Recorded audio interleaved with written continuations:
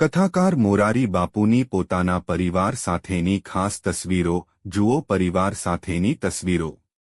ભારત સદીઓથી સાધુસંતો અને ઋષિમુનિઓની ભૂમિ રહેલી છે। ભારતમાં અનેક વિદ્વાન સાધુસંતો અને ઋષિમુનિઓએ જન્મ લીધેલો છે અને ભારતની ધરતીને પવિત્ર તથા ધન્ય બનાવેલ છે। આ સંતોએ કોઈપણ જાતના ભેદભાવ રાખ્યા વગર લોકો માટે સેવા કાર્ય કરેલા છે અને સમાજમાં શાંતિ સ્થાપિત કરવા માટે પોતાના વિચારોથી લોકોનું માર્ગદર્શન કરેલ છે। ભારતમાં લોકો આ સંતોની વાણી સાંભળે છે અને જીવનમાં તેનું અનુકરણ કરે છે। ભારતમાં એવા ઘણા સંતો છે જેમણે સમાજ માટે કાર્ય કરેલા છે। આજે આપણે આવા જ એક સંત વિશે આજે વાત કરવાના છીએ જેમણે પોતાના વિચારોથી લોકોના જીવન બદલી નાખ્યા છે તથા સમાજમાં ધર્મનો ફેલાવો કરવામાં ખૂબ જ મોટું યોગદાન આપેલ છે। તો આજના આ લેખમાં આપણે પરમ પૂજ્ય સંત મોરારી બાપુ તથા તેમના પરિવાર વિશે જણાવીશું જેઓ પોતાની કથાના રસપાથી લોકોને ધન્યતાનો અનુભવ કરાવે છે। આજે અમે તમને મોરારી બાપુના પરિવાર વિશે અમુક એવી વાતો જણાવીશું જે ખૂબ જ ઓછા લોકો જાણે છે। સૌપ્રથમ તમને જણાવી દઈએ કે મોરારી બાપુનો જન્મ 25 સપ્ટેમ્બર 1946ના રોજ ભાવનગર જિલ્લાના મહુવા પાસે આવેલ તલગાજરડાના એક વૈષ્ણવ પરિવારમાં થયેલો હતો।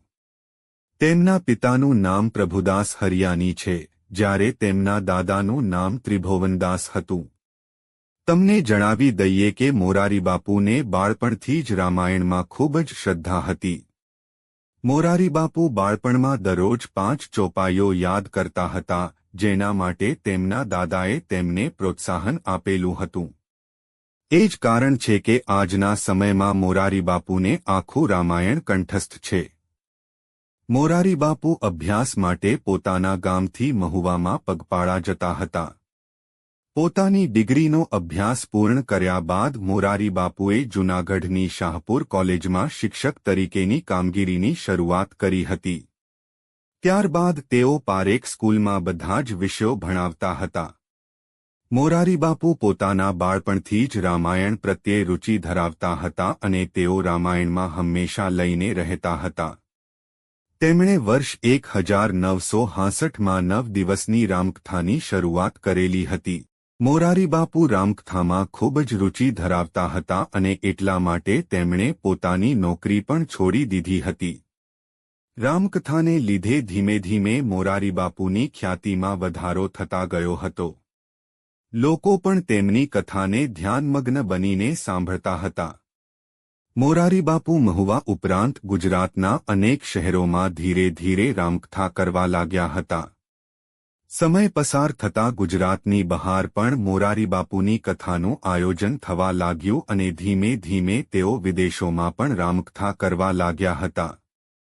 મોરારી બાપુના પિતાનું નામ પ્રભુદાસ બાપુ હરિયાણી અને માતાનું નામ સાવિત્રીબેન છે।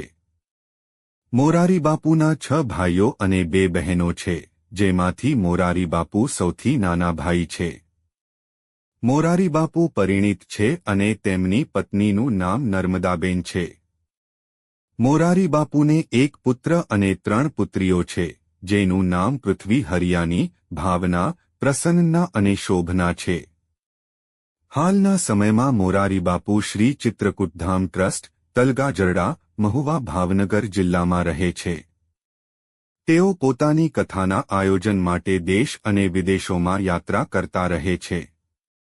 રામચરિત્ર માનસને ખૂબ જ સરળ અને સહજ રીતે પ્રસ્તુત કરનાર 75 વર્ષના મોરારી બાપુ ખૂબ જ સાદગી ભરેલું જીવન જીવવામાં વિશ્વાસ કરે છે અને તેઓ કોઈ પણ ઉચ્ચનીચ તથા અમીર ગરીબનો ભેદભાવ રાખ્યા વગર સામાન્ય લોકોની સાથે નીચે બેસીને પણ ભોજન કરતા હોય છે।